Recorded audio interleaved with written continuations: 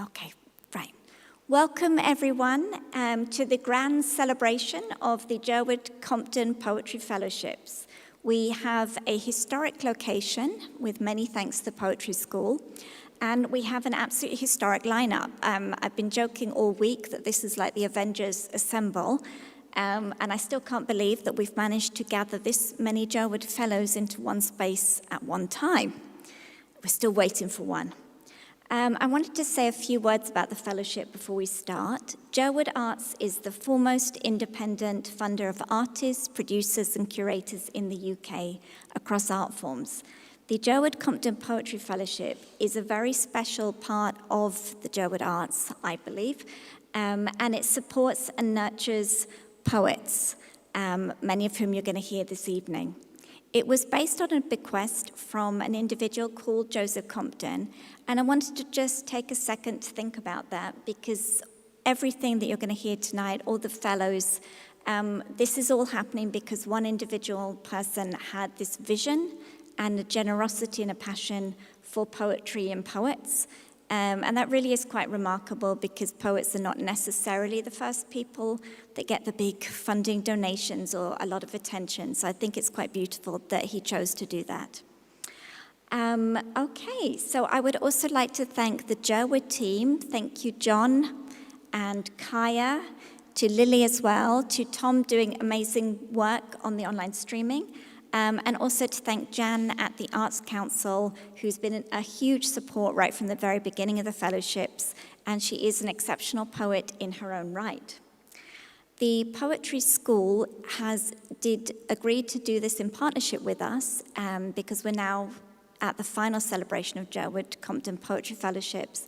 And we were very, very thankful, because the Poetry School is the UK's foremost poetry educator, and they've worked very, very closely with many of the fellows, many of the mentors, and they've done huge work for poets over the years. So I'm hoping that we can get Sally to come up and say a few words. Sally? Sally is responsible, as I said, for making sure we have this beautiful venue. I'm just going to say a few words. Well, fortunately, it's not me as an individual, it's the Poetry School. And I just want to actually thank Jerwood for this opportunity, because I've watched the fellowships over the years and been absolutely thrilled to see so many of the Poetry School friends. I can see them all now. And teachers and former students and existing students benefit from this extraordinary generosity. There are very few gifts like this in poetry. I was actually just speaking for the first time to the chair of the Jerwood board, and we were lamenting the fact that poetry is terribly difficult to find large pots of money for. And this is an extraordinary thing within poetry, so we're honoured to be here with you all this evening and support in any way that we can. I'd particularly like to thank Nathalie. Nathalie and I go back quite a long way. I asked her to be on the Poetry School board and she agreed. And so we've known each other quite a long time and been through all sorts of adventures, which I won't go into this evening. But I thought what might be nice is just thank Jerwood and the team for their generosity of spirit, which is reflected in these awards. Their amazing hard work and their welcome to the school to kind of enable us to be part of this. I thought what it might be interesting was to kind of reflect on mentoring and why it's a unique gift and why it's a reciprocal gift and why it's kind of alchemical in its ability to transform things into gold. I read something Joan Didion, who I absolutely adore, wrote about this sort of thing, and she said, the impulse to write things is actually a particularly compulsive one, inexplicable to those who do not share it. And the Poetry School and this project's, I would say, view is that sharing is what's key here. And it's a leap of faith. It's tough stuff. It takes courage to become a mentee, and it takes generosity and understanding to become a mentor. And these things are tricky things, like anything that's really worthwhile, love, therapy, whatever it is, you have to surrender yourself to the process, and it's terrifying. So it's been amazing to see people like Pascal Petit as a mentor who founded the school, and everybody else. It's scary stuff, but I think the process has resulted in some extraordinary work, and some people we care deeply about being seen and read and heard. So I'm thrilled about that. I kind of go back a couple of centuries to Milton as well. I think even Milton kind of understood this, and his sonnet on losing his sight, he said, when I have fears that I might cease to be, before my pen has gleaned my teeming brain.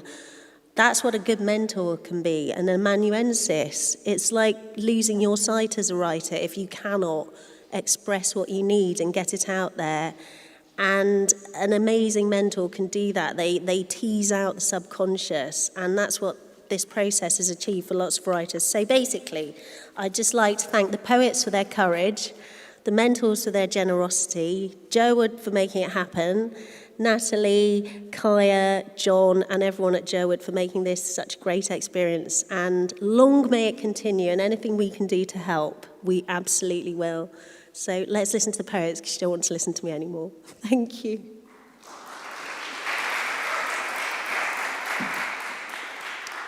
Don't worry, we are about to get to the actual poets. But I just wanted to say something about the fact that we've got 6 of the 9 poets here tonight. And as I was looking at the lineup before, it struck me that the whole process of judging the entrance for Jerwood was incredibly difficult because we had so many extraordinary applicants, and for each round the judges were crying and laughing, and it was such difficult decisions to be made. And as I looked at the lineup for tonight, and the poets indeed who are not here tonight, Romelin Ante, Jackie Hagan, and Ray Antrobus, I thought altogether those are 9 unbelievable poets, and it's an extraordinary legacy.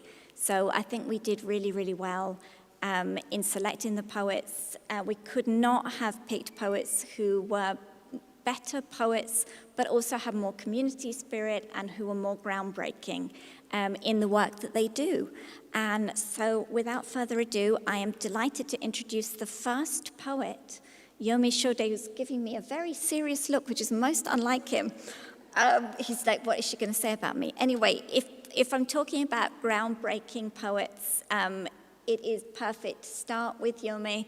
He's one of those poets, I never know quite what he's going to do next, whether it's going to be visual arts connected, playwriting, or even dance and movement. I don't think he's dancing tonight, sadly.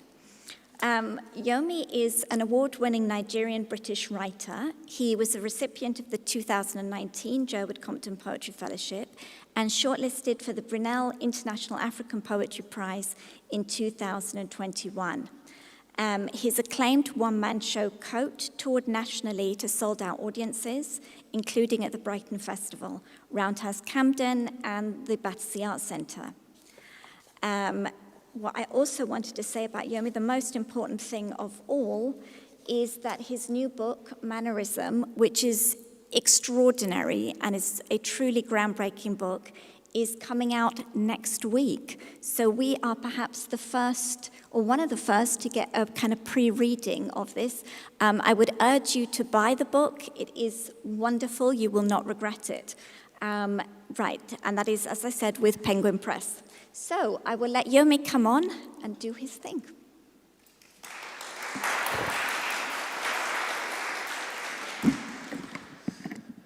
Good evening. How are we? We all right? It's a Friday. It's all right. This is awesome. Thank you so much. It's a pleasure to just be here this evening. I'm not trying to set a precedent of like preambles for all the readers, but I kind of have to thank Jerwood for just being in this process. I hold this book in my hand and I think about the journey, and yeah, I just don't know where I would be to a certain situation in terms of the support that I received from the fellowship. I applied first time, I didn't get it, I was gutted, absolutely gutted. So when I was nominated the second time, I was thinking, what's the point? And then I realized just how much I've grown and changed in my own delivery, in my own work, in my own ideas within that time. So when I applied the second time and I received it, I was excited. I think I cried even. I always cry. I don't know, I always cry. But I think the only thing I reminded myself was about, in terms of resilience, in terms of just considering how much growth happens over time. So I'm very thankful to Jerwood, thankful to the poetry school also. Thank you, Sally, for all of your support over time. Can read some poems, then I'm out of your hair. I'm literally not trying to embarrass myself on live stream if a strand comes out. If it does, please let me know. Do not embarrass me on this stage. People will be watching at some point in time. Awesome. Are we good? Wicked. Some poems. Lapel de vide. Cuz. Knife in hand. I cut the top off and score a deep cross in the okra. Top down, I begin slicing sideways through its body, watching the sticky seeds latch onto me like a newborn's grip on an adult's finger. Plaster in sight, I up my pace, feeling the knife on my thumb like light jabs on flesh, teasing a cut. My lady asks what's wrong. I say nothing. I ask why. She says that I've been grinding my teeth again while I sleep. That nudges to my ribs do nothing to stop it. She hears them in a night like a pestle in its mortar. The aisle of a shop in Dalston. The weight of a uniform of a stranger flattened a man's lungs the same way I'd sit to deflate a mattress. Nameless are the boulders that rocked side to side on Rashawn Charles until a stillness seized them. Justice is an autopsy with no apology. Okra on the stove to boil. I begin to peel the mackerel, thumbing through its glossed skin. Only half goes into a pot, followed by a sprinkle of Maggie and a satire of my mother's stirring. The flames burst uninvited into the building, climbing through sleep, late dinners, bath times. Droplets of water burned from skin. What witnesses attended them? No sensors recognized the smoke alarms. Outside, loud hailers sank beneath a wall of sound. How many buried names approved the cladding? The night before last, I woke, questioning what is happening to the man them in my life. Just yesterday, the hypocrite in me dared to ask one of the man them why he holds his anger in. Just yesterday, I longed for a pool of lemon haze and remembered why I decided not to learn how to roll. I called out a friend's attempt at banter last week online. An onslaught of my own projections landed in his inbox. There are traumas that cannot be wiped. It felt good. It felt right. Until his sorry shone a reflection, until my lady chuckled at my seriousness. It was meant to be funny, he said. I don't understand white humor, I thought to reply. I'm sorry. My son turns his back to me yet again when I tell him off. He too has mastered society's way of silencing me. I turn him, angered, forward-facing, stern. His eyes are closed. He too has mastered the art of choosing what to see. My brethren stops me to advise, bro, the hammer. Loud treating everything like it's nails. A Roanoke nightmare in Virginia. Outside the church they stood, chanting the plight of their whiteness, holding tiki torches, even there, in their expression of their anger in depth to what's not theirs. Earlier that day, a black policeman was instructed to guard neo-Nazi campaigners from attack. His mouth on a leash, his blood an implosion of anaphia, a waving of flags behind him. My lady asks, what's wrong? I say, everything. I pour Gary into scalding water and stir gently. It bubbles and pops like lava on my novice skin. Love is faint if my wrist does not ache while I form his body with a turning stick. A slab of eba, omiobe, ila, eron on a plate. My mouth blowing, my hands cupping, layering, my teeth grinding solids into nothings.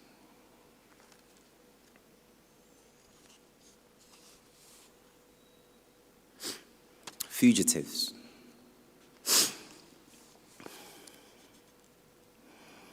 Prior to Renuncio Tomasoni's death, Caravaggio had been cautioned, reprimanded, then set free by police upon instruction.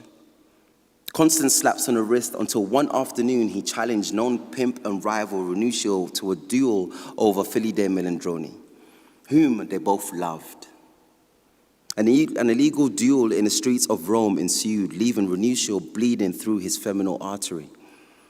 By the time Minutio Tomasoni's lifeless body was attended to, Caravaggio was nowhere to be found.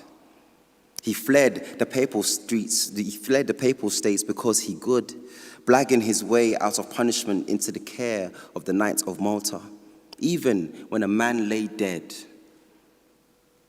A painting for the Grand Master granted Caravaggio pardon from the Pope. My ancestors received little grace from the papacy.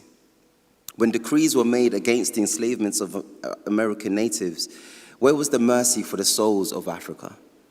Their decaying limbs settled on seabeds or were hung from trees, the branches bending to tell the tale. Their skin was flogged for not listening, their bodies sewed on like cattle. Where was the pardon for them? On a cold night in December, Jack Shepherd felt a meal was not enough. Having shared 2 bottles of wine, he took his date for a late-night speedboat ride on the Thames. Slaps on the wrist. The police had warned Shepherd on 2 separate occasions for speeding. By the time they were pulled from the water, the boat overturned by a log. The young woman was fighting for her life. Charlotte Brown died in hospital. Caravaggio continued painting and brawling, lauded for his works for 4 more years, before at last his death caught up with him. He evaded justice at the hands of the law. And Jack Shepherd? 1 week before his final trial, he ran for fear to Georgia, an animalistic fear that had him jumping on a plane with not much of a plan. Both men fled because they could, crossed borders with ease because they could, because white skin is white skin everywhere, irrespective of privilege, of time. It allows a grace period.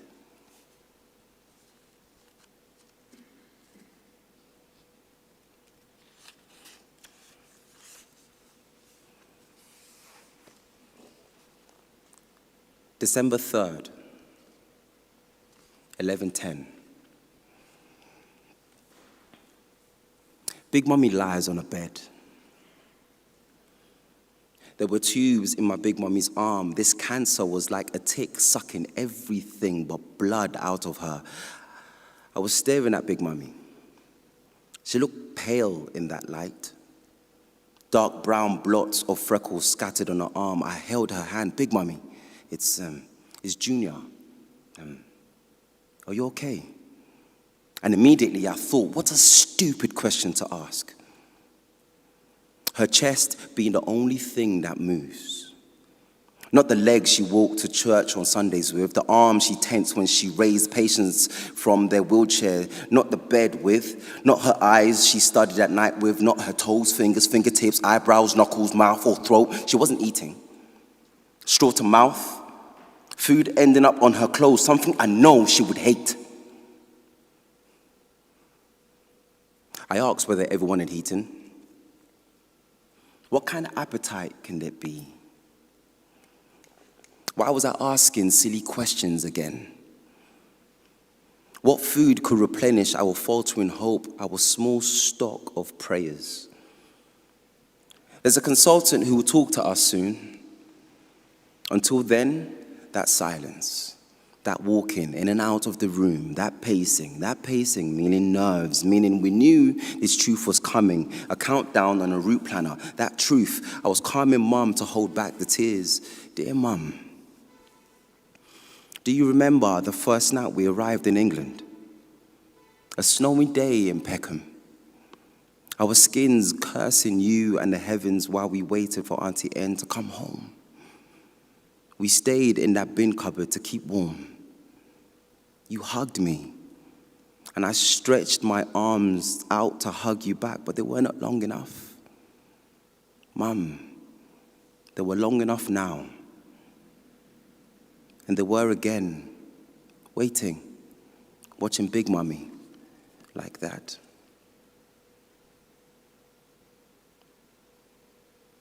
The barbershop. A roar ripples through the shop as Tunde mistakenly chisels higher into Michael's hairline. Leave enough man in disarray. All of them busting up on the floor. I watched Tunde, a matador who in one motion spins his cape tight around Michael's neck, then ties a single knot in his sweetest ole.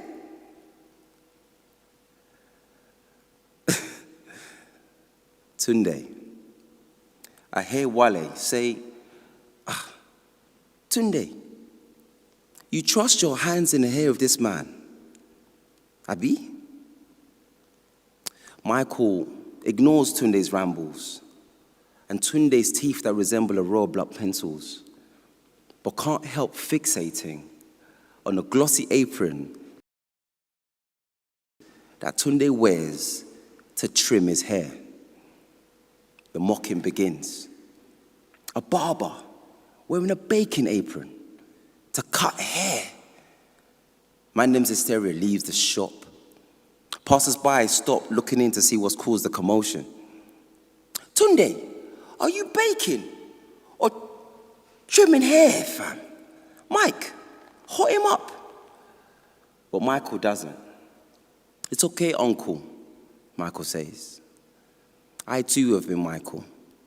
Old enough to know the style I want my hair cut. Young always and forgiving elders, even when I'm wronged. Thank you.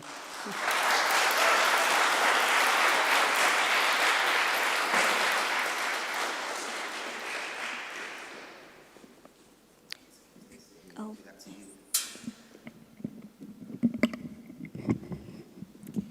Yomi is kindly lowering it to midget height. I actually think he's lowered it a bit too much. I'm fine. Anyway, thank you, Yomi. That was an absolutely amazing start to the evening. Yomi is, in fact, one of my poetry children in the sense that I have known him for a very, very long time.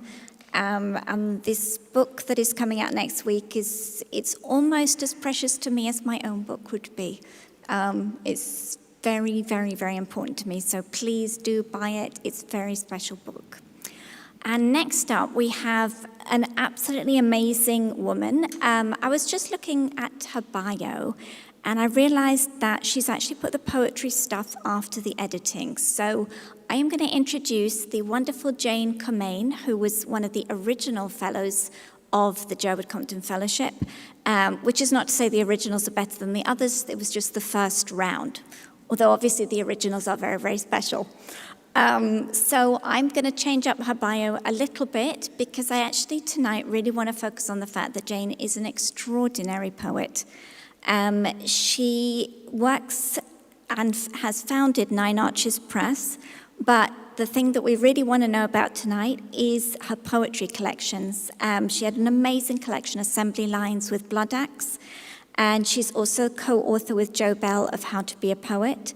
As I said, she was one of the original Jerwood Compton Fellows, and I believe Jane is working on another collection. So I am waiting with bated breath for that. I really would recommend her book as well because she's so generous to so many poets and is such a key part of the poetry world. But we really should support her as a poet as well. So.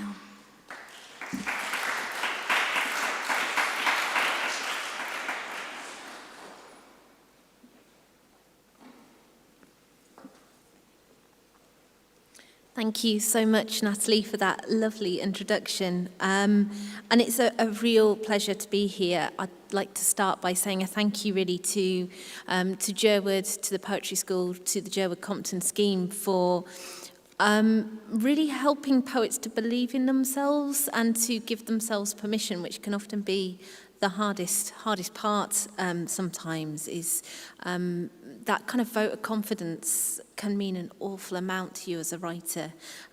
So it's such a unique scheme, and the way that it supports writers particularly, the way that it encourages them and creates an environment for them that isn't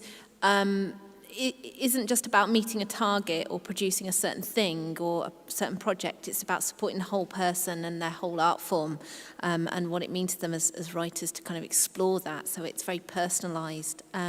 So I feel incredibly lucky and really fortunate to be here.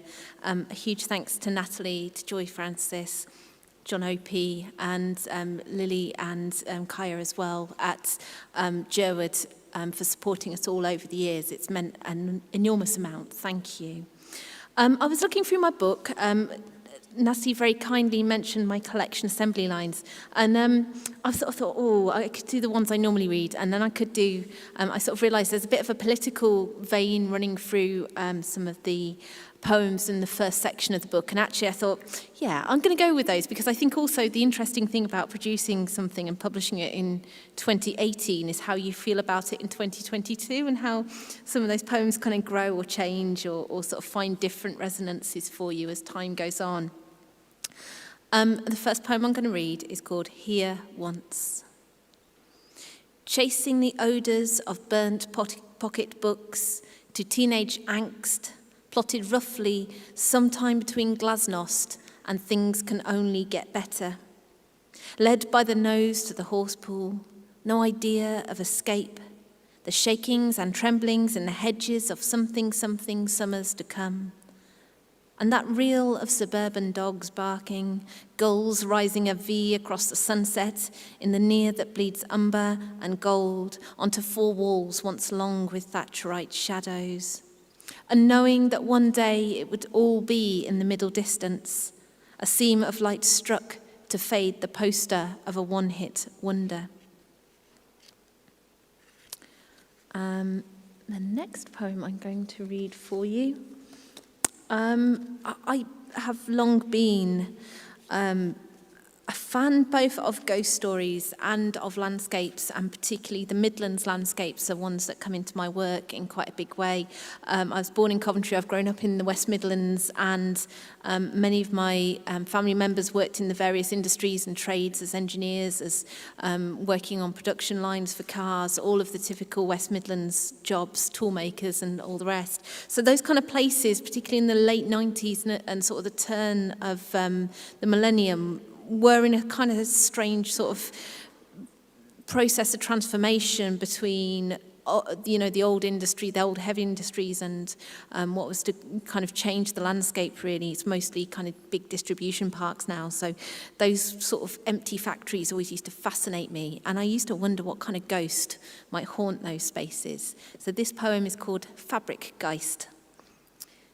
Sometimes referred to affectionately as Old Jack of Trades, has familiars often taking the form of machinery animated without explanation, or a singular, lonesome whistling. The shop floor is purgatory. The spirit can only be exorcised by the removal of prints, the emptying of lockers, and the smelting of several thousand taps, dies, and drills. This spirit has a mischievous sense of humour, which has been broken by 3 decades of rain, rust, and underinvestment, and is prone to haunting sites of last employment. It cannot be bottled by priest, policeman, or doctor. Its presence is signified by greasy overalls, missing teacups, footprints from a pair of safety boots leading nowhere.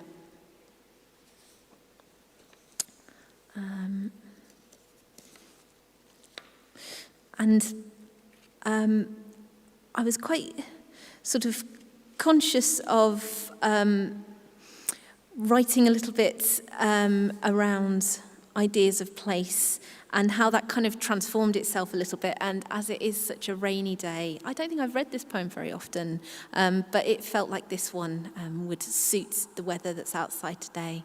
It's called Our Old Lady of the Rain. She was older, iron-tasting tang, the smell of damp girders about her. She'd had blueprints once, hundreds of them, kept in a planned chest, maplewood drawers, as wide as a kitchen table and as deep. She knew where to fall from one day to the next, kept her chancels swept clean and free of ghosts, but filled the roofless factories with rust and the lathes coked up with a ruddy mould. She couldn't help it and was sad to be a Midas inside out. I loved her, though I didn't know if I should.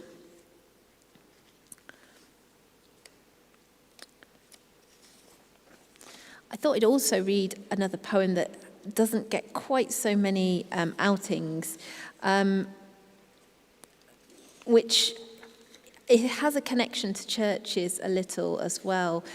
So the poem On Discovery is about William Smith and his 1815 geological map. And it's about how, basically about class in lots of different ways and how that changes how people are treated in this country quite often. And it was also just indulging deeply in my love of maps as well. On Discovery. 1. What is any place built upon but accumulated silt and memory? National bandwidth of clay, shale, coal and lime, industrial curse blessing where the old roads build on above, the coming revolution blasts a new path deep into the bedrock. 2. The earth's own book of revelations, the stone flora of ancient sea shallows, awakening dormant topographic tides in cutting and quarry, opening a vein to spin the riches of the long dead, echinoid palm stone, ammonite spiral scratch, crinoid sea lily, branching to bloom at the second of demise. 3.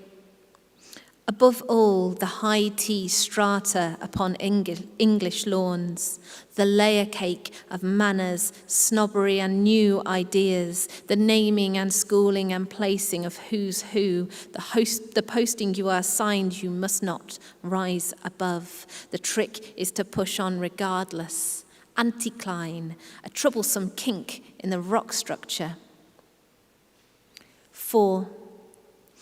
Of those who plagiarize, mock mavens, the graft thieves who heft your ideas as their own, who redraw your maps, who recolour and ink the loam with borrowed genius. Profit from your leaps of faith, but tip no hat to you, William. Know that not one of their names matters now. The stones and maps know properly of yours, the debt and loan, the outstanding credit. 5. Back to the earth, below a ring of 8 bells at St. Peter's Church, which first stood in wood and then stone and later stone and iron and limestone again, weathering Northamptonshire sun and rain. This question of perspective remains. Under pressure in daring to take a new vantage point and cut through the ground on which we stand, and stand on still, you drew in ragged spectrum the whole isles anew.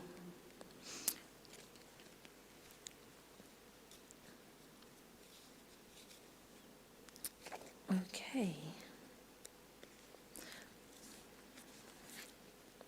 I've been thinking a lot as I sort of embark on this second book about what's really happened in the last 15 years, and particularly what austerity and what kind of demonising people has done to our country. And this poem was written some time back, but I think sort of speaks into some of those concerns. Script notes from the lost episode of The Future. Satellite images from the depths of space mark out ex-industrial tundra.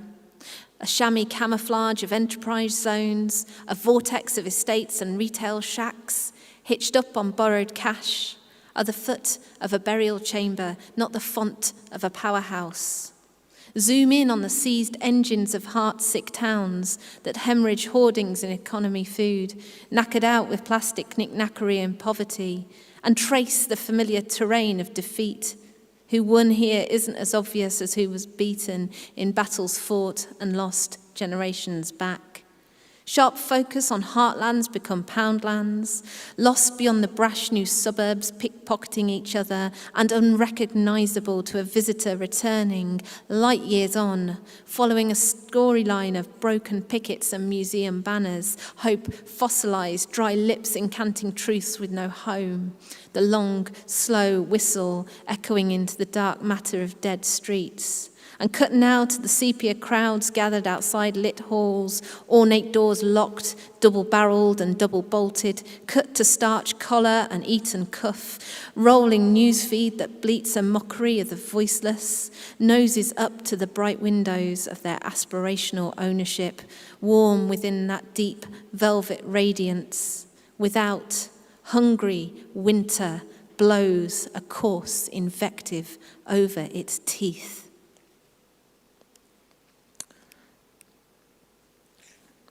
Some of the poems throughout the collection do touch on all of those matters of politics and Brexit and class and place and the Midlands. But anyone who knows me also knows that I am very fond of animals. So I thought I would finish with two short poems. One is an animal poem and one is hopefully an uplifting and celebratory poem as well. So Dog on First Being Named. They're wrong, of course, our owners who think they own us. Choice, the illusion out of their hands, quicker than a quicksilver whippet out of the traps. But the name, at least, this two-syllable moniker, and the telephone manner with which you deliver it is yours to give. A password for recall, bringing me to heel and to your hand's peace offering. Rubber-nosing your scent to sniff out the invisible trails of all your laughter and grievings, of daffodils and thunder, the wreck's muddy turf and thawing snow. From this first, it's your voice that unlocks instinct, echoes through each leg-twitching dream, pursued across each field, you naming our bond, my wordless joy. Later, you teach me code words for how I must ask, lie, play dead. But it's my name I'll chase down, hounding to your cry in the long, overarm pitch of all the dog days to come.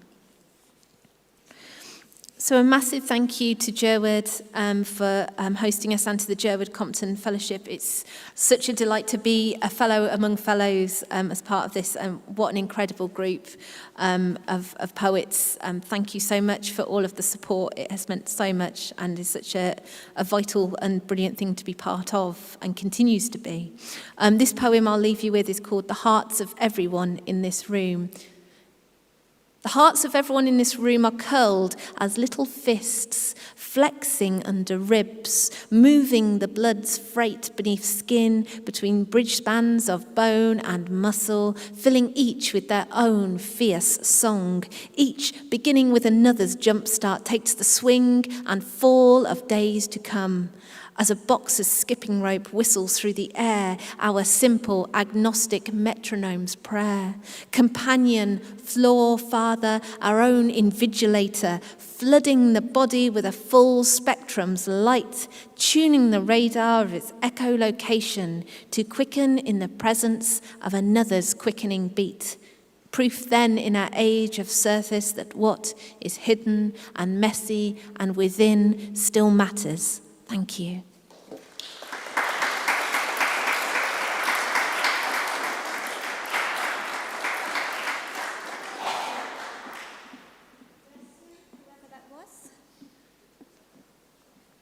Thank you so much for that, Jane. That was absolutely gorgeous. The next poet that we have up is the extraordinary Hale. For those of you who were here earlier in the week, you will have had an amazing reading from Jamie, so I'm absolutely delighted that we're going to get another reading of different material as well, so a full range. Jamie is one of the current Jerwood Compton Fellows, well, the round that is finishing now. They are a poet, scriptwriter, and essayist based in London whose work grapples with the human body as part of nature. Their pamphlet Shield about disability and the COVID-19 pandemic was published in January 2020. Their solo show, Not Dying, was performed at the Lyric Hammersmith and Barbican Centre in 2019 and won the Evening Standard Future Theatre Fund Director Theatre Maker of the Year in 2020. That's quite a mouthful. It has been reprised in 2022 and will be performed in Manchester before an anticipated London run in 2023. I love that Jamie has the whole of next year listed in their bio as well, which I just think is fantastic. Jamie is also the founder of Cryptic Arts, showcasing and developing work by and for deaf and disabled creatives. And they also run a bi-monthly salon for deaf and disabled writers and founded the amazing Disabled Poets Prize, which will first be running in 2023, but I believe that's what it says on your thing, but it is open now. It's an amazing initiative, and once again, as with Jane, Jamie is an incredible builder of community and also an extraordinary and innovative cross-arts worker. Well, anyway, I will let Jamie lead from here. Jamie, are you okay? Are you all right with that?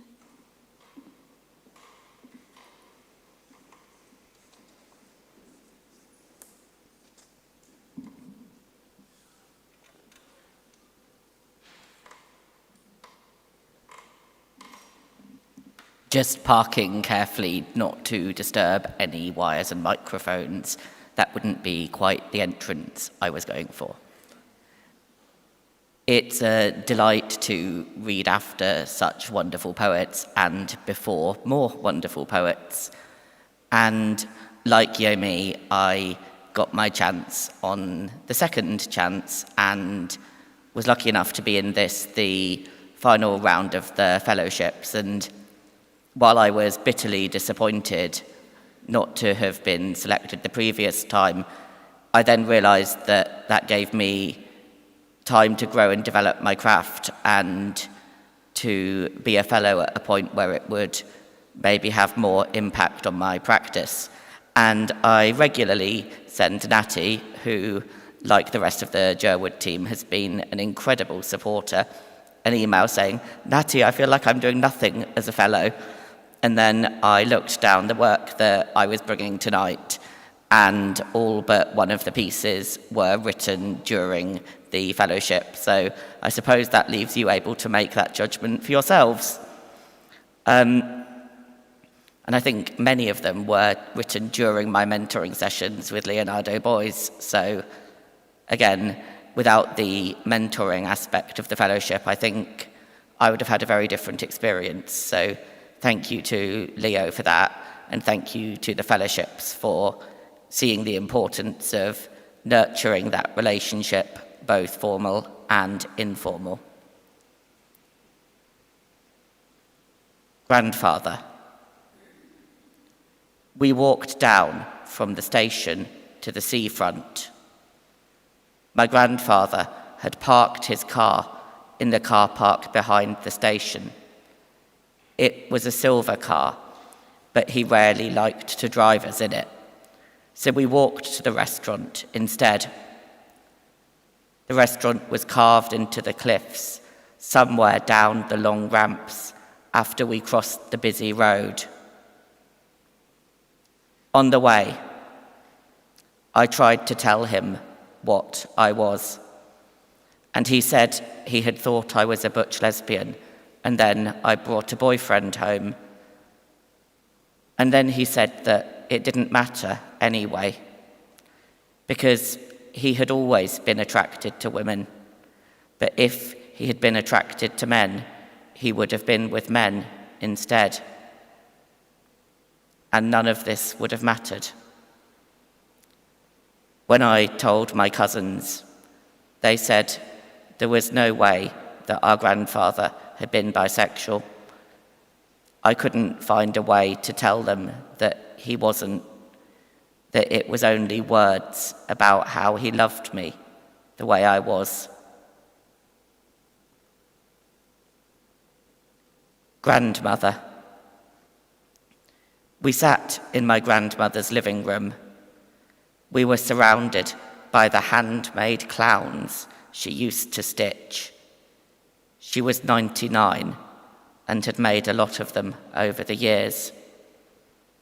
I had never visited her alone before, and I knew it might be the last time I saw her. I had been living as a man for a year, and I tried to hide it. My father said she wouldn't understand. We sat with a glass of lemonade, and she told me how, when she was a child, everyone knew that the butcher's son and the greengrocer's son were together, and nobody minded. She told me my cousin was gay. He had told nobody out of shame, but everybody knew. She told me that sometimes we make decisions in our lives that our parents don't understand. What mattered to her was that I was happy. I didn't have to tell her anything because I saw that she already knew.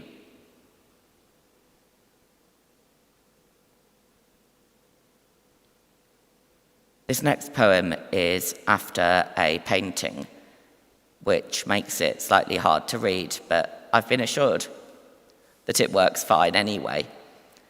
But it's after the painting Tronco, Trunk, number 2, by Gego. The problem with a trunk is that it should be resilient to the movement of arms and legs, should bend and still be able to return to its steady center without overbalancing, should be the stable core, not stomach bulging between weak muscles, ineffective shoulder girdle, should hold the person together as a single object, a solid part. The problem with this trunk is that without head or arms or legs, it becomes the rigid, fixed representation of a corpse held in position. The problem with this trunk is that there is nothing to counterbalance the core, like me, nothing to stop a slight lean, tipping, bouncing, breaking into its many parts.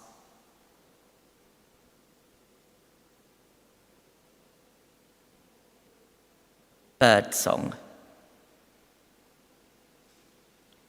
Each winter, aware I might be dying, the signs point to no. The crow, balanced on my hospital bed, laughs. I do not laugh back. It's how the days curl in on themselves, wincing from the cold. They do not wish to be out after dark. And suddenly, my scalp is bleeding. It must be the bird, or you. It is hard to tell men from winged demons, you ponderous, you slick with oil and rotted fish. Maybe I become a bird myself, gash the scalp of the child who does not wish to be out after dark.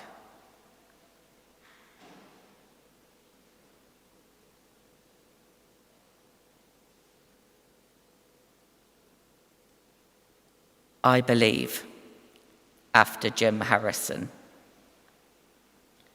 I believe in the moment the shore slides away underneath the swimmer, the cliffs from their crumbling chalk, the teenagers sitting on the edge as if they had no fear, legs swinging out over the silent sea, in the arc of a lithe fish looping above the edge on an angler's line and gasping, in the magpies haunting me, as if to recall my dead father. The honesty in the eyes of someone who loves you. Gusts of wind pulsing as the earth's steady heartbeat on my skin, the salty taste of my love's sweat and how my body craves it. Empty houses in which I used to live, the endless pubs haunted by shadows of my younger selves, the cold nose of my dog asking me for something. The idea that I can understand his request.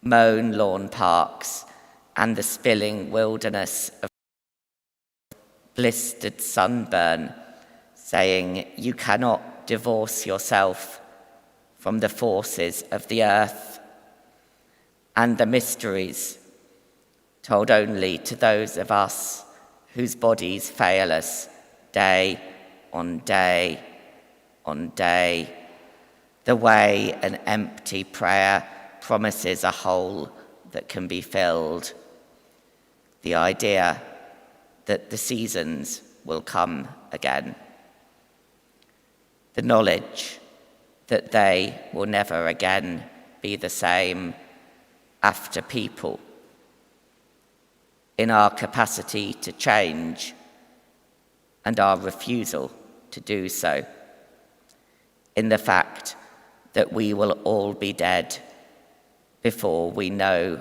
what will happen to this burning earth. The idea that even dead, the world will tell us.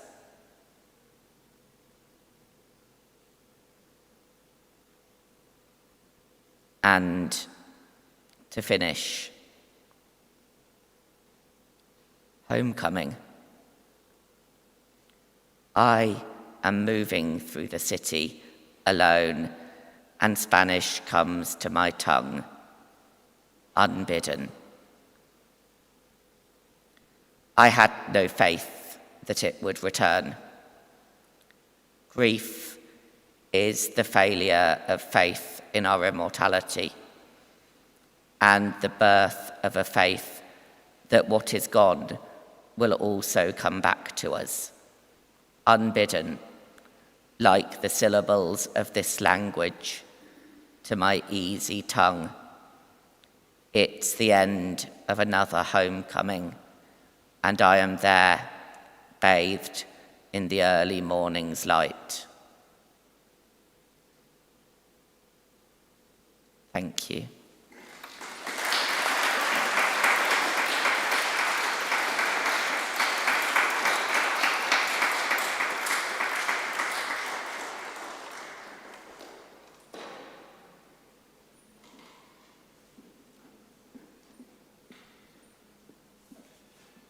Thank you, Jamie. That was an extraordinary reading. Next up, we have a wonderful poet, Hafsah Aneela Bashir. As with so many of the Jerwood Compton poets, Hafsah is multi-talented. She is a Manchester-based poet, playwright, performer, and mother. She is the founder and director of Outside the Frame Arts and is passionate about championing voices outside the mainstream. She was the winner of one of the winners of the Jerwood Compton Poetry Fellowship of 2019. She's an associate artist with the Poetry Exchange, and her debut poetry collection, The Sealocks and the Clot, is published by Burning Eye Books. She's worked creatively with Manchester International Festival, the Imperial War Museum, and many, many others. She is the founder of the Poetry Health Service, which is a digital service providing free poetry panaceas by the people, for the people. And I will now let Hafsah take over.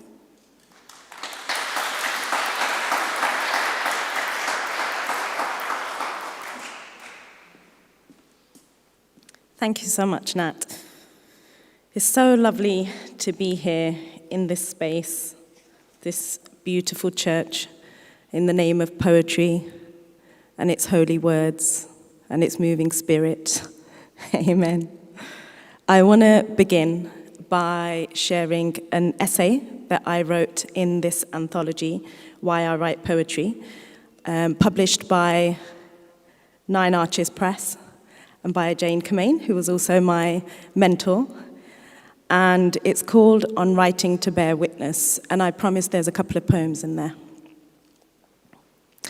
Ever since I could hold a pen and write my own name in cursive script, I have been acutely observant of everything around me. One of 5 children in our London household, my childhood was rowdy and eventful. With 3 of us siblings born in the month of August, 3 years in a row, my voice wasn't always heard among a headstrong brother and a dominating sister. I would often quieten down, sit back, and just watch as a scene unfolded, an active observer on the periphery. Here, I learned the art of noticing. Because I slowed everything down and observed, I can tell you the exact number of dots in one row of the plastic lino walkway that covered the brown carpet connecting our dining room to our kitchen, where my parents were often in the midst of a heated argument. Trying to remember huge chunks of my life has been a challenge. Love, rebellion, 25 years of marriage, migration, motherhood, career, friendships, divorce, successes.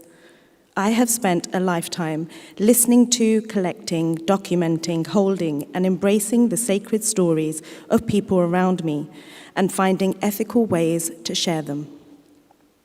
Poetry for me has been an archiving of sorts, a vault that houses the emotional truth of memory, one where the past, present, and future can collapse into a solitary poem, enabling me to voice my own experiences and also dive into the stories of others.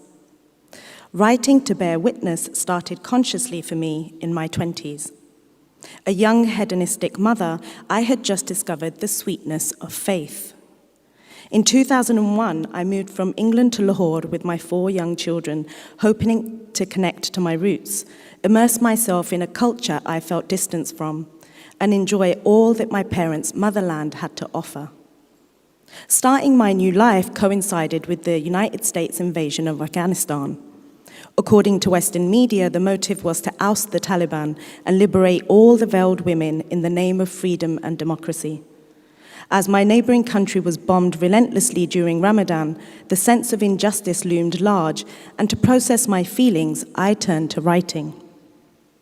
A shift occurred. I started to write about what was happening to others. By doing so, I learned so much about what was happening to me, how I was changing and growing.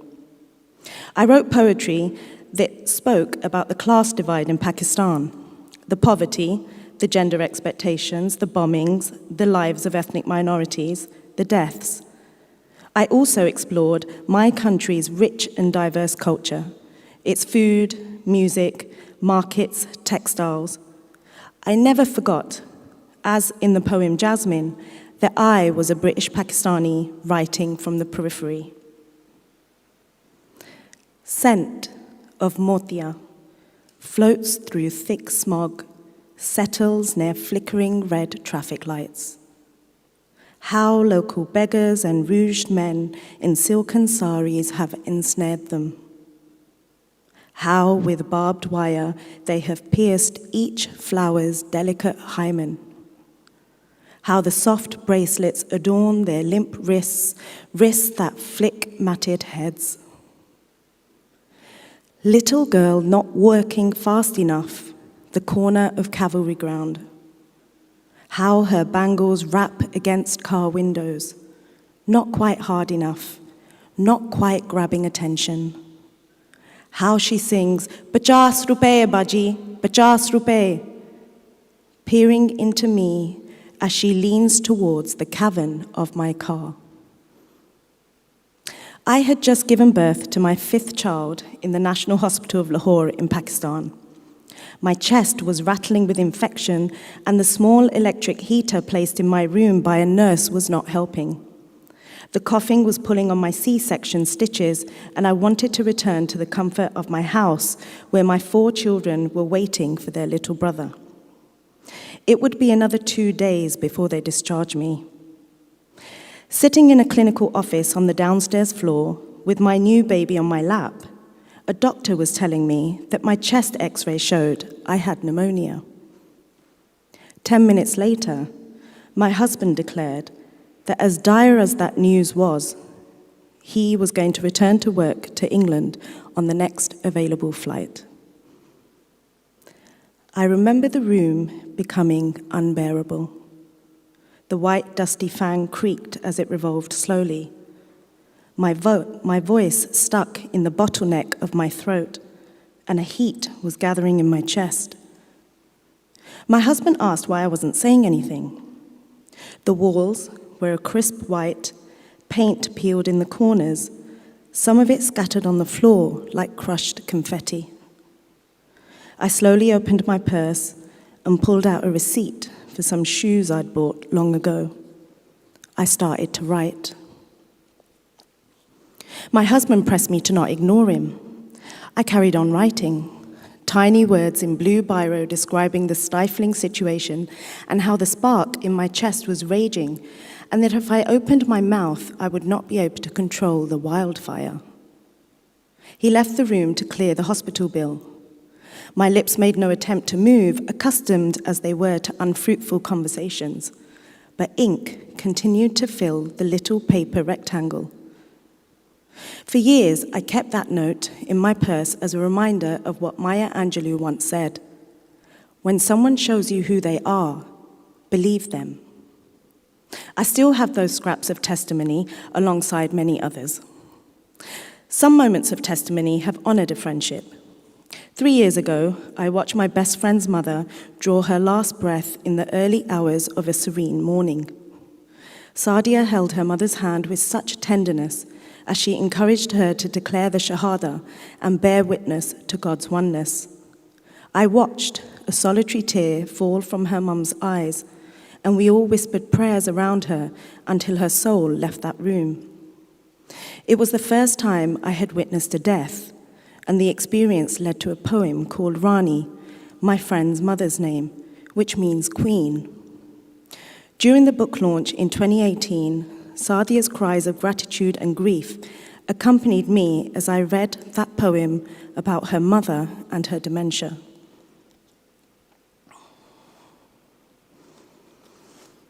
Rani. Tonight, I walked in and you greeted me as your sister, kissed my hands as if I've crossed oceans to be here. You recited Persian poetry, your eloquent English buried now, speaking to nurses only in Urdu while they ticked sheets, pretending to understand. Tonight, I walked in and you greeted me as a single woman, asked me if I'm married or if I wanted that cup of tea you think you brewed a while ago, standing in your kitchen, your fisted, boned hands tight like clamshells on sandy pillows. Tonight I walked in and you thought I'm your granddaughter's friend, asked if my university is far and whether I ate almonds to help me study. You insisted I take down the clothes you think you washed today, as I unfurled the curling question mark your body had become. Tonight I walked in and your apology on loop. Sorry, मैं भूल गई हूँ. मेरा कोई नहीं है. जिसका कोई नहीं होता उसका खुदा होता है. The film Ṣode. You recreate my bloodline every day. आपको पता है? You are Nazia. Your brothers are Farouk and Aftab. Lodgers living in our house 40 years ago. You still think Sufyan is 14. Insist at 6 o'clock to make roti for your husband. Shout to whoever's listening, wake my mother up. She died 5 years ago. Persian couplets leave your lips and I can't understand you again. Haji, Baji, Sharabi, you recite when agitated. Your husband props up your pillow, hoists you a little upright to stop you disappearing under the white shroud. He chews the delicate flesh of an apple between his teeth and places it in your mouth as if you're Eve. To bear witness is to name, and I have done this for as long as I can remember because I consider it to be a part of my own spiritual journey. Whether it be to humanize the 4 boys killed in 2014 by Israeli naval fire while playing football on a Gazan beach, or to give a name and identity to the housemaid whose body was found on an empty plot in Defence Lahore. Whether it's to make sure the accounts of my 91-year-old grandmother's partition experiences are documented for future generations, or simply to capture the funny statements my children have said as toddlers.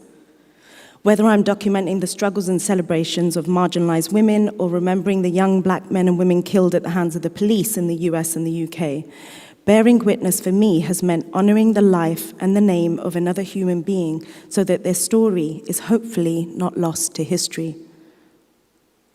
No doubt this passion is fostered from belonging to a faith where we are birthed not only bearing witness to God's oneness, but also to the responsibility that comes with the act of witnessing. For me, this has always been intrinsically linked to testifying for the sake of truth and justice, what we call in Urdu and Arabic, haqq. In the Quran, we are instructed, stand firm against injustice, even if it be against yourselves. Whether you stand firm through the use of your hands, with your voice, or deep within your heart, I believe it's important to speak truth to power. Over the years, I have learnt to have courage and use my voice, my words, and my poetry to communicate my truth. For a believer, our affection, mercy, and compassion for each other means we feel as one body. When any limb aches, the whole body reacts with sleeplessness and fever. It is through this fever that I try to make sense of it all. In writing to bear witness, I have only my pen, my voice, and my heart, and from this, the poetry comes. Thank you.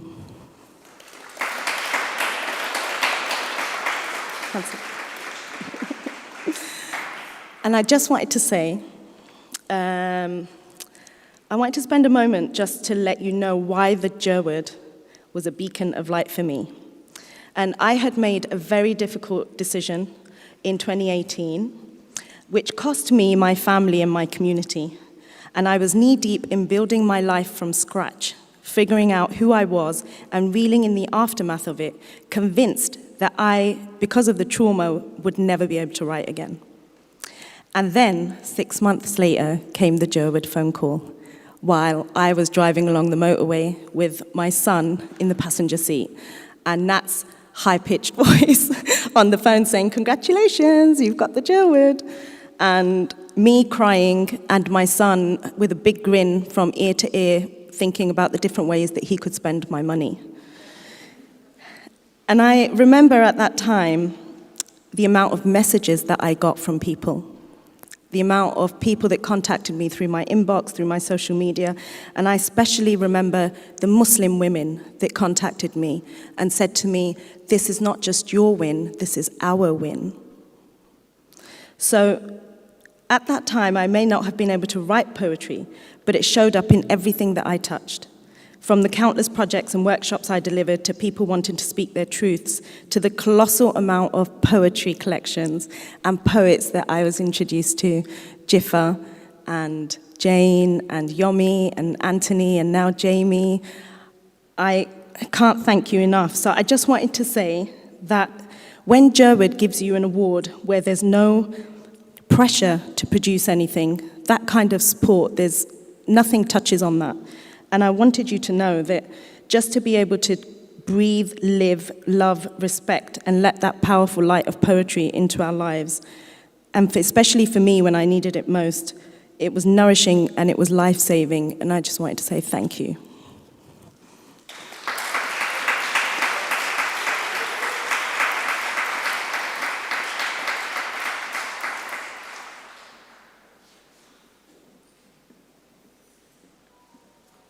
It really is heartwarming to just be reminded of the personal impact, and it does make me think that, yes, we did what Joseph Compton would have wanted, which has been something I've thought about a lot during the course of these fellowships. The next person up is a very special poet, Dzifa Benson. Dzifa is one of the current Jerwood Compton Fellows. the fellowship that's currently ending, and some of you may have heard her earlier this week. Dzifa Benson is a Ghanaian-British multidisciplinary artist whose work intersects science, art, language, the body, and ritual, which she explores through poetry, theatre making, performance, curation, essays, and criticism. It is a very long list, and it is getting longer by the day. Dzifa is also a Library poetry critic whose byline covering theatre, poetry, fiction, and non-fiction appears in The Telegraph, The Financial Times, and Times Literary Supplement. She was shortlisted for the inaugural James Berry Poetry Prize in 2021, was Poet in Residence Curator for Whitstable Biennale 2022, and is a BBC Contained Strong Language 2022 poet. She is also Curator in Residence at Orleans House Gallery, Poet in Residence at Pallant House Gallery, and is a Jerwood Compton Poetry Fellow. So I will pass you over to Dzifa, but before I do, I'd just like to point out that my voice is not high-pitched, and I felt that was not quite correct. Not quite correct.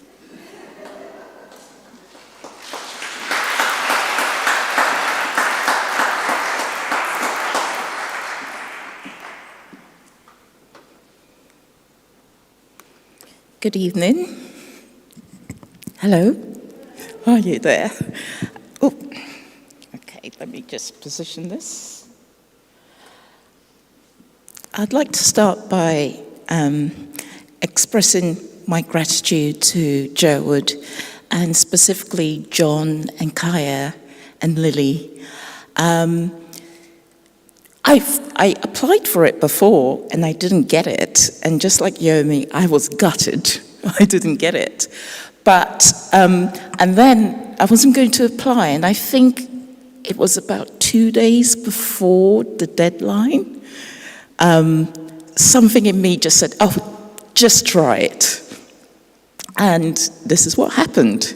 And I'm so grateful for it because it bought me time. It bought me time, especially to spend 2 months in Ghana, researching what I'd written about in my application, and also spending time with my mother, and just being in a different headspace. You know, it's funny what kind of boils to the surface when you change your environment. And also, I don't doubt it's contributed to the best year of my professional life. I think it came together with all that I'd been doing before and just kind of sparked things off. So I'm really, really, really grateful for that. And I'm really, really grateful to be mentored by a poet of Pascal Petit's caliber. Just for that alone, that was almost enough for me. And also her praise during the interview process. It was incredible. I think I started crying. I did. Anyway, so I read here on Tuesday, and I read the poems that I wrote during my research trip to Ghana, and they were much more spiritual. This evening, I'm going to read from the same manuscript, which is kind of split in 2 parts, and there's bits much more political. And it follows the story of Saki Bartman, who was otherwise known as the Hottentot Venus. For those of you who don't know who she was a woman who was brought over from South Africa in the early 19th century and displayed in circuses and the equivalent of human zoos just because she had a really protuberant buttocks. So, and then later on in the 19th century, European scientists used her case to make the argument that black people were quite close to animals. There's a whole complex history of how that came to be. I'd be here for hours if I got into that. But anyway, so these poems are sort of in her voice or, looking at her life in one way or the other. So this first one's called Exhibition of a Real Wonder, Still Alive.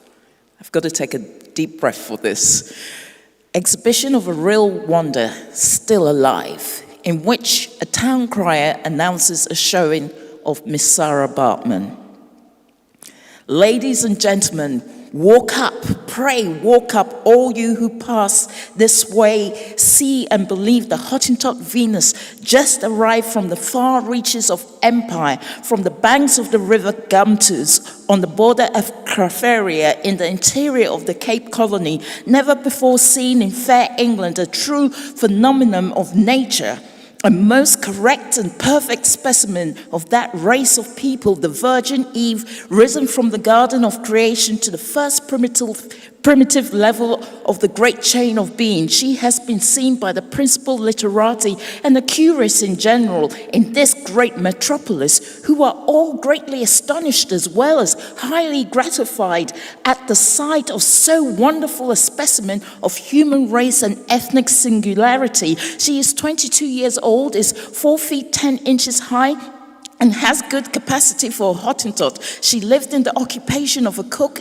at the Cape of Good Hope, now exhibiting at none more prestigious or beautiful than the Egyptian Hall of the Liverpool Museum, owned by the illustrious William Bullock, number 225 Piccadilly, the top of the Haymarket, from 12 noon to 4 o'clock for only 2 shillings. The public will have an opportunity of judging how far she exceeds any description given by explorers and historians of that brute tribe of the species. With their bronze yellow skin, she is attired in the dress of her country, with all the rude ornaments and accoutrements worn by those people, skin tight and resembling her complexion, revealing the enormous size of her posterior parts. She has been brought to this country at a considerable expense, and her stay will be but of short duration. A female remarkably well-formed, a rare beauty of voluptuous allure, capable of charming all who gaze upon her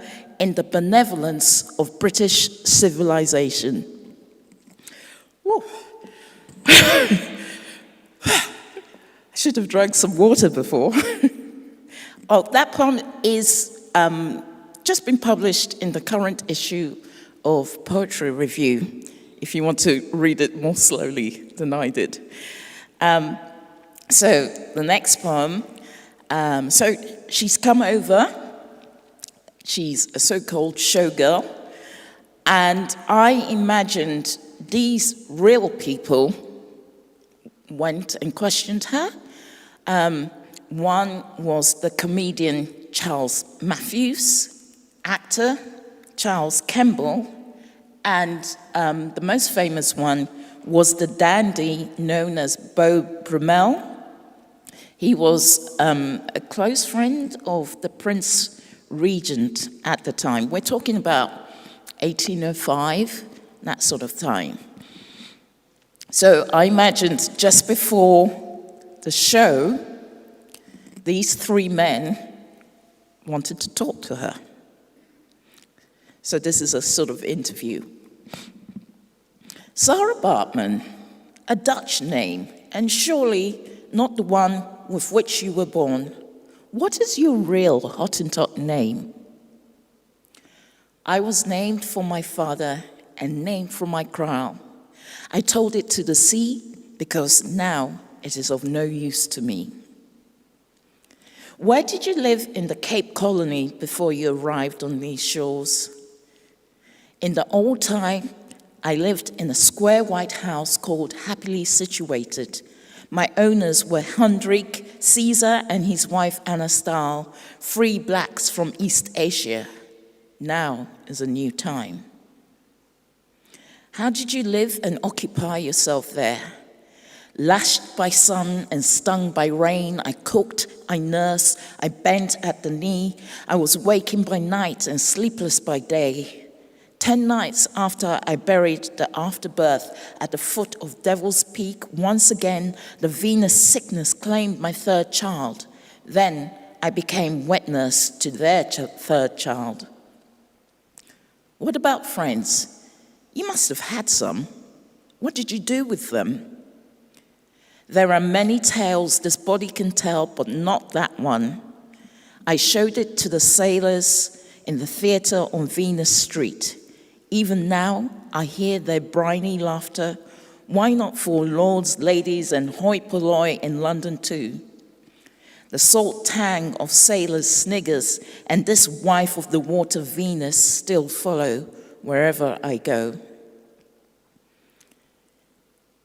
Do you not think it immoral, the manner in which you are displayed like some fabulous beast obliged to walk, stand, or sit as its keeper sees fit? Devil of a business, eh? To give the devil his due every day, I must cleave myself in two like the parting of the Red Sea, while you people seek the grace of God's passage through the roiling wound of me. Your big teeth jeers are as jagged as Go-Garib's rocks. Your iron faces are like walking into walls. When I look in your eyes, I am struck as mute and void as this looking glass. Are you not desirous of returning to your own country and the land of your birth? Who will give me anything there? I sleep, I wake, I dance, I drink. Who will give me anything here? I sleep, I wake, I dance, I drink. What became of your mother and father? Did you leave behind any siblings? My mother died when I was 2 on Muller's farm, the kraal of war. Her eyes were dug out with a spoon. Her absence cuts like wisdom teeth. I had 2 brothers and 4 sisters who now sit in the mist of my left eye, so I'm quite sure they are dead now too. Did you not have a sweetheart, someone to love and to love you back? 6 years after my father was killed in a bandit raid, my intended died at their prenuptial feast in another raid. Then I had a drummer from Batavia, and for a sweet time I wore the same face as mountain, rainbow, and birdsong. Zachary Macaulay and others like William Wilberforce of the African Institution are fighting for the freedom of people like you. That is right and just, is it not? Last week, a duke rode me like a horse and showed me the substance of freedom upon my back. His lady friends pelted me with shillings and sweets to make me perform. Gohe tamataha. I am looked at, but I am not counted.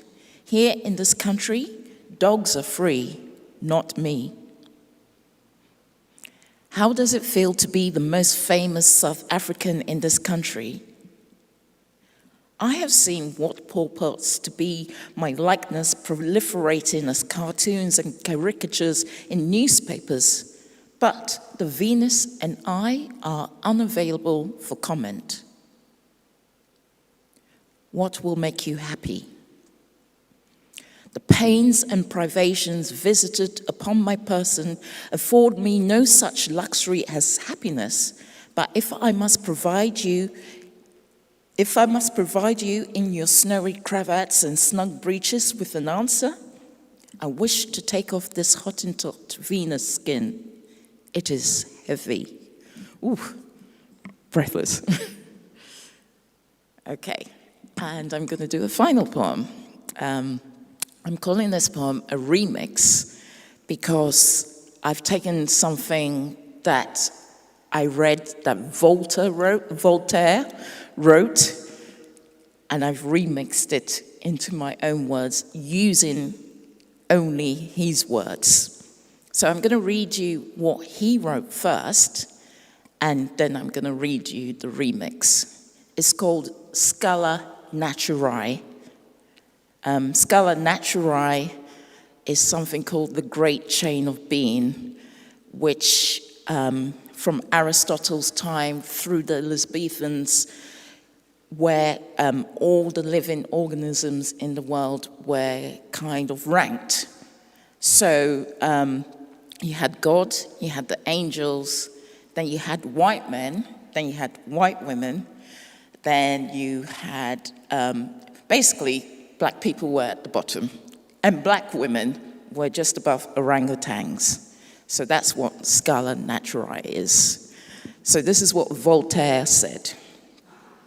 It is a serious question among them whether the Africans are descended from monkeys or whether the monkeys come from them. Our wise men have said that man was created in the image of God. Now, here is a lovely image of the divine maker, a flat and black nose with little or hardly any intelligence. A time will doubtless come when these animals will know how to cultivate the land well, beautify their houses and gardens, and know the path of the stars. One needs time for everything. One doubtless needs time for everything of intelligence now. God has a serious question for hardly any animals, and a time will come when God houses animals in stars. Monkeys descended in their gardens with intelligence from their divine image maker. Animals and black men with lovely flat noses have a serious question among them. Whether wise men are created divine or hardly cultivated wise and well in their flat image beautify everything houses. Everything cultivated wise and well doubtless needs time with animals. A divine maker created Africans in the land of monkeys and stars. Black men with our lovely flat noses beautify the paths of time. Hardly any paths to intelligence are created by the wise men. Thank you very much. Thank you.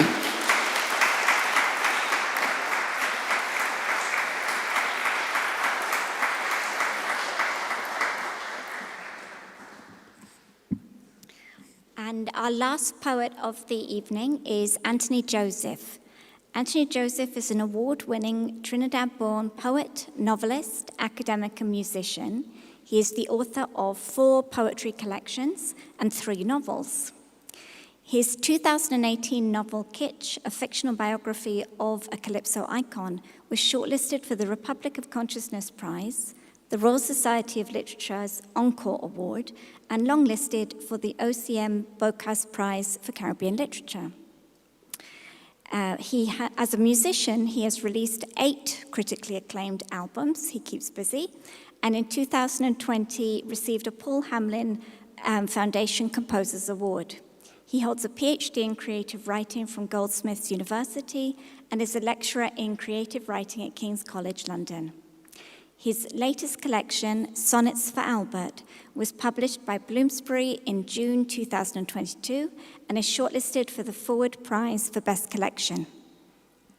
So, we welcome.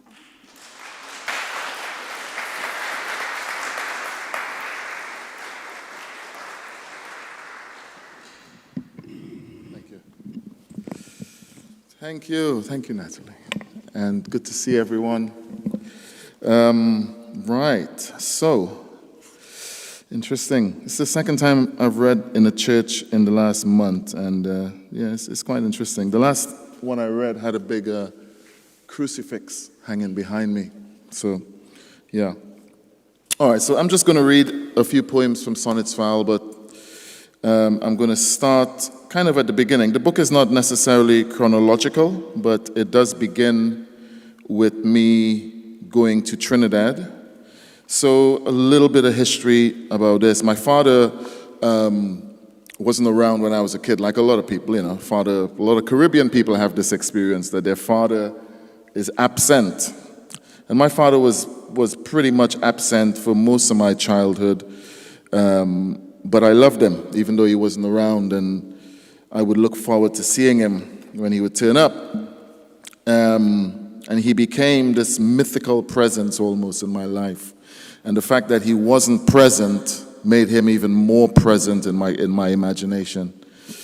And then he passed away in 2017. So this is Breath. When I hear my father dead, I flew 10 hours into the sun. Next morning, I put black on. Waistcoat, white shirt, soft pants, the new brown half brogues. The deep brakes of the rental car were unsuitable for islands. Every time I fall asleep, I driving off the road. And when that casket was flung open in the chapel, I was not prepared for what I saw. Outside, the sun continued lancing the galvanized and the San Juan River to run towards the south. There was no wind, no breath in that hot time, besides the warm air above my father's mouth. It's a shame. There's a couple of poems, actually there's 3 poems in here called Shame. This is Shame 2. One of the things I noticed visiting my father before he passed was that he was ashamed. He was ashamed that he was dying, which was an interesting thing. I could understand it. Shame 2. I was recording in St. Anne's and had one day free. So I told my father I'd be back in December, and he said, December? No, I want to see my son Tony. We're in August. Everything is symbolic in literature. The dust at dry noon in Sambuco, the small birds within the emptiness of the cricket field, heat burning water into sound, tall jungle. My father appeared through curtains, thin with eyes that now saw past the limits of ours. The impish swirl of his laughter was gone. In the photographs I took that afternoon, he seemed to be leaning away, leaning as if from life, from love, in shame. So, I grew up in Trinidad with my grandmother and my grandfather, my grandmother being my father's mom. And that's probably one of the reasons why I never disliked him, even though he was, kind of irresponsible as a dad. And this poem kind of recalls one of those moments when he would return. We would see him maybe twice a year. And this was kind of a typical day when he would come back. Light. Light, fill the air around these houses.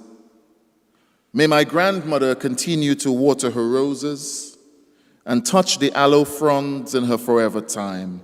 Light. As you lit the morning, my father arrived unexpectedly in his new Hillman Hunter, and Mammy ran into the yard to embrace him. And until my grandfather put wire around the veranda, I could sit and swing my legs off the banister, or from the garden spy up the thighs of my father's new girlfriend as she laughed with ankles crossed as Albert molded his mother's anthuriums. My grandmother fried fish. We ate. She was happy. Even as she knew that later that afternoon, my father would be gone again into that gone momentum. And this is Jogi Road. So my mom and dad, hope you forgive me talking all this personal stuff, but the personal is the universal. So this is the way. But my mom and dad split up when they were, just after they had me kind of thing. They were very young. And they went on to have other children and other families and stuff. And I don't have much memory of them together. This is the only memory I have of them together, and it's as I've gotten older, it's fading. I could feel it fading, but it's a very small glimpse of a memory I have of them when I was really small. And it's not a happy memory, but it is what it is. It's all I have. Jogi Road. From life, from love, in shame. The red sawmill on Jogi Road with cedar grain in its fibrous air, red. the old train track and the bridge where my mother's rage was bruising the dark. Her fingernails ripped at my father's shirt, his face. This is blood. The way he looks away, then down with open palms in resignation. But memory has a curious sting. The red sawmill was not on Jogi Road, but on Silver Mill. And in the savannah there were 5 salmon trees which cried when cut, not 6. My father held me over his shoulder that night. No, I was looking up from the road.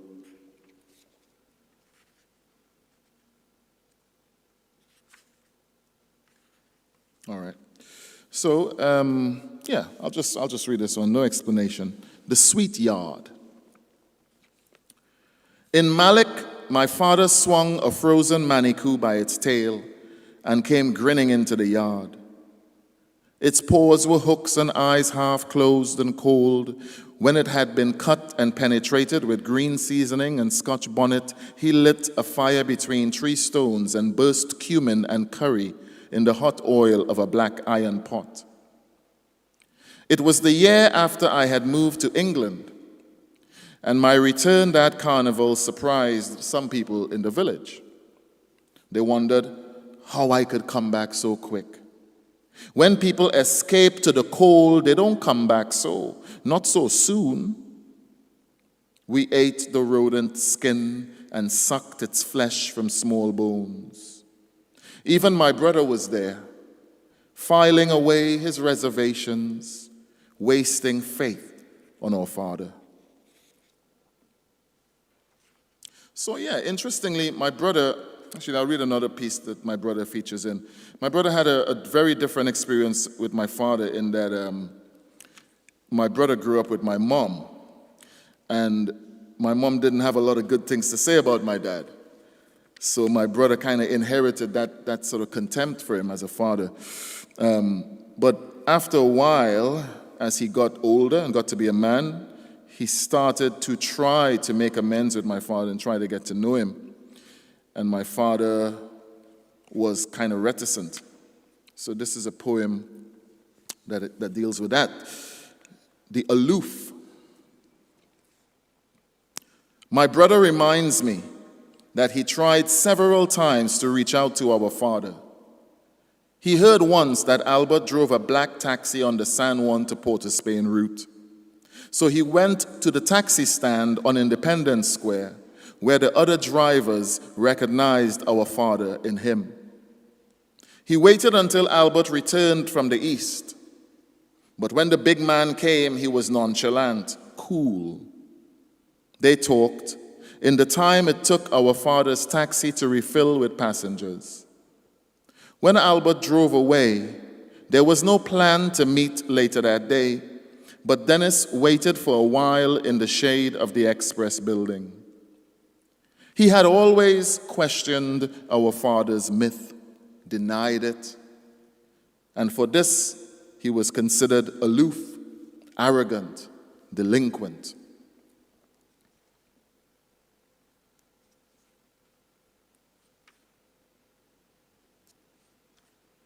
Okay. All right, so I'm going to do one that is in Creole, Trinidadian Creole. So if you don't understand it, that's too bad.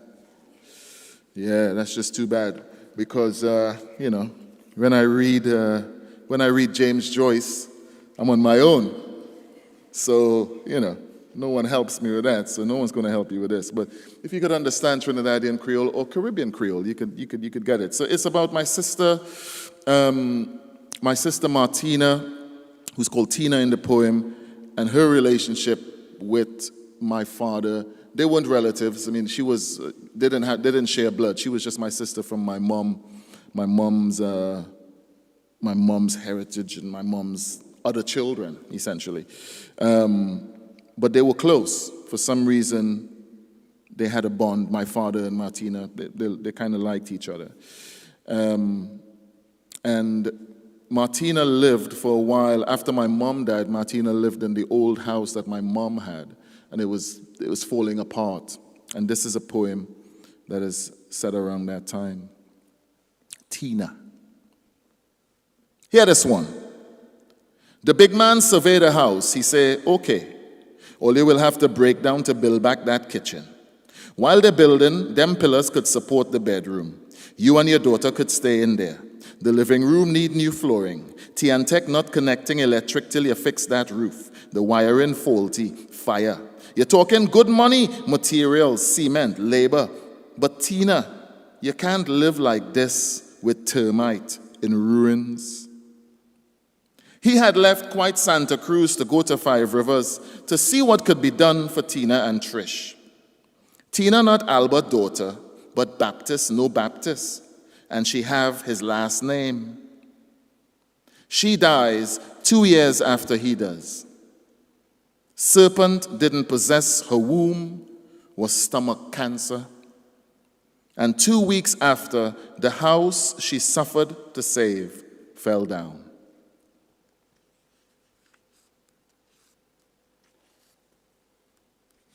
I'll just a couple more, I think, yeah. Okay. So yeah, often when I do readings, I look for the happy poems in this book, and there's not many, I'm sorry. But it's like, I look for poems that are a bit lighter in touch. Okay.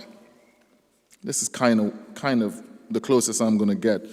Breakfast in D.C., a few years ago, I went to Washington, and I went to Howard University for a conference. It was a Black British Aesthetics conference. I think the only one they've ever had. It was amazing. And then after the conference that day, a few of us, as you'll hear, a few scholars and writers and academics, all black folk, we went out. We went out for drinks, and then we went back to someone's apartment, and then the next day for pancakes, all in the space of about less than 24 hours. There was no sleep. And this is where this is set. Breakfast in D.C. That night, after the conference in D.C., we broke free of post-colonial tautology to gather in the small room of the writer in residence. We were young scholars, poets, novelists, a journalist. We drank white wine warm and nodded to neo-soul. I saw them recoil from the British resident when, in the marrow dark of 3 a.m., he rightly said that there was nothing like the sweet kick of crack cocaine. At dawn, we drove out in the doctoral candidate's car. We saw the Doric pillars of the Lincoln Memorial glowing in the unclear distance, then the white gasp of the monument.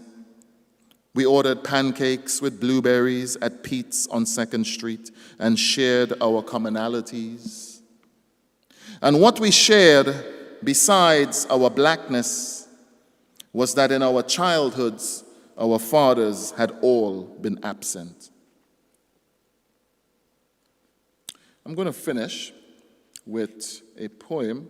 Actually, gosh. Yeah, there was a poem I wanted to read, if I could find the title of it. I should really heavily, professionals, mark the pages, man. I just try to find my way around it. Okay.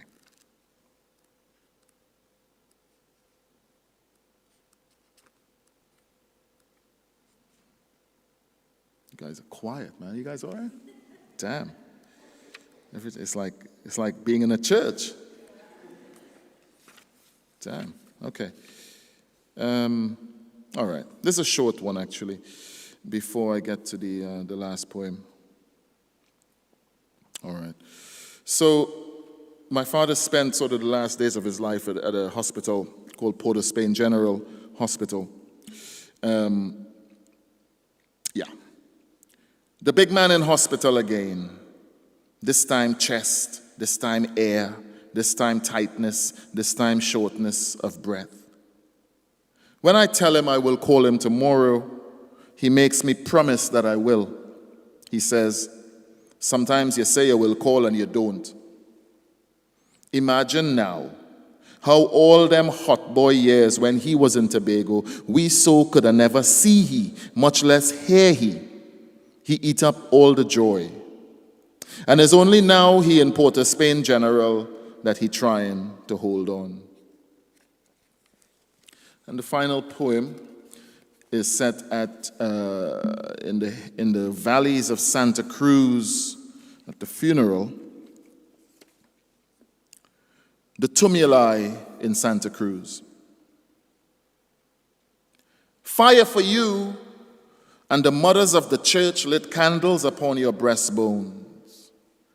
Fire was lit even in the hole to purify the earth to receive you. They poured flame from brass goblets of croton and pink ixora, and swung a chant to kill death. O death, draw out your sword. Your body lay in the sweet brown. The red church on the hill grew nervous in the noon. The long hearse purred in the sloping yard. Perfume sang from the bosoms of aunts and far cousins. Look out over mountains. Look out where rayo trees are planted on tumuli of bones, like ladders for spirits to cross into heaven. Oh, fold me in and fly me around the valley. We shall all be rooted in this well of ours eventually. Thank you for listening.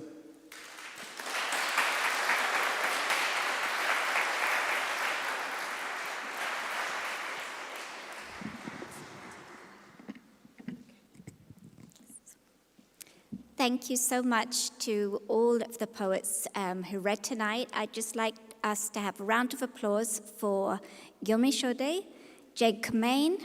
Wait till I finished. Oh, I do have a high-pitched voice today. It just went way up. Okay. Commane, Jamie Hale, Hafsah Aneela Bashir, Dzifa Benson, and Anthony Joseph. You can clap now.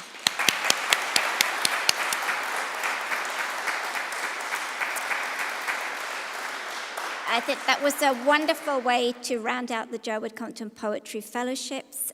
This reading will be going up on the Jerwood website soon, and we'll be adding recordings from Romulan Ante, Raymond Antrobus, and Jackie Hagan, who sadly were not able to be here tonight. Thank you again so much for coming, especially in this horrible rain, and I hope everyone gets home safely. Thanks.